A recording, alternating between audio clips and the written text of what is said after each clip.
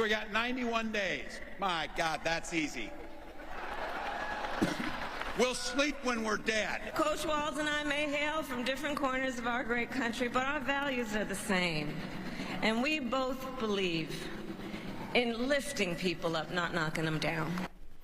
The choice is made, and his name is Tim Walz, Minnesota's governor, and as you heard, a former high school football coach who pushed through his state's legislature a constitutional right to abortion and raised corporate taxes to fund so-called family-friendly child care and educational expenses.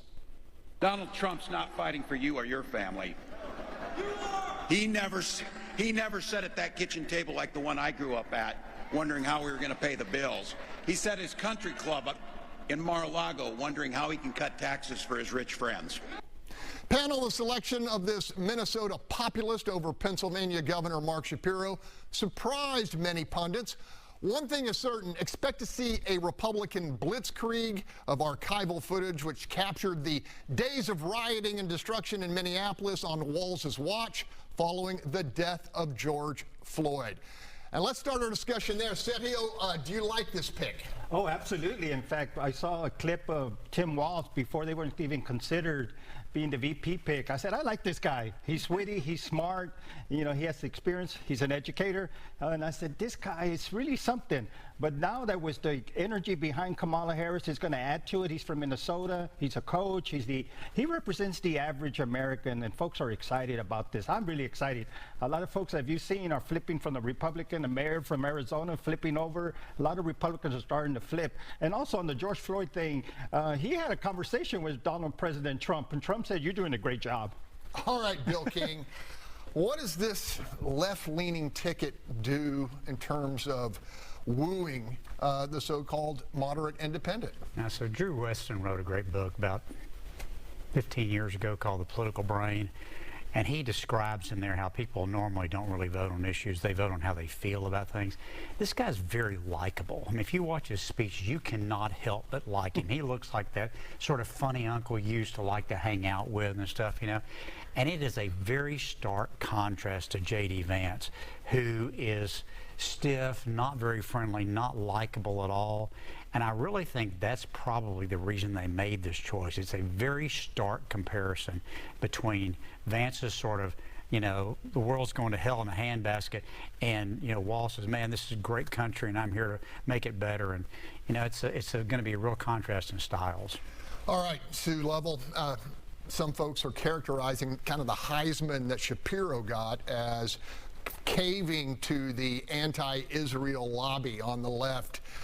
You know, what's your take on this election? Well, I don't think that's it at all. I mean, obviously they have some chemistry, and you know, but when elections are about, presidential elections are about electoral college, and so you sit down and crunch the numbers, and what is it you need to bring to the table to win? And I think they felt like this would help them far more going after Minnesota than Pennsylvania. They could probably help with the black votes, very important in Pennsylvania, and that they could move that vote. But in Minnesota, they had to have Minnesota in the votes, and they have good chemistry, and he's a very likable guy. The contrast to him and J.D. Vance is very stark. Charles, my colleagues on Texas The Issue Is talked to Governor Abbott this week, and he seemed a little pensive and kind of giving some instruction to the Republican frontrunner or nominee, saying, stay on your game.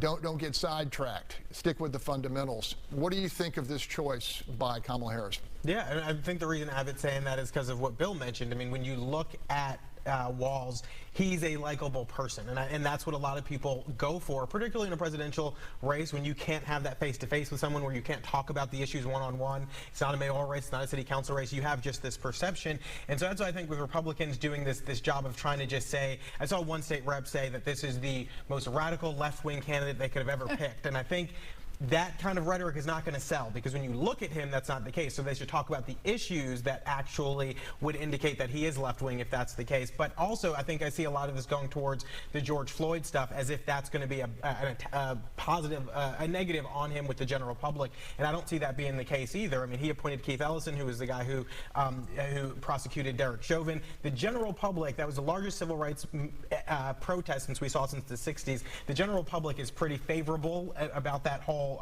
time period. I mean, obviously not the death, but, you know, and so I don't think framing him as this kind of sorry, go Holly, I'm taking too much time. No. Go. Hey, look, we're going to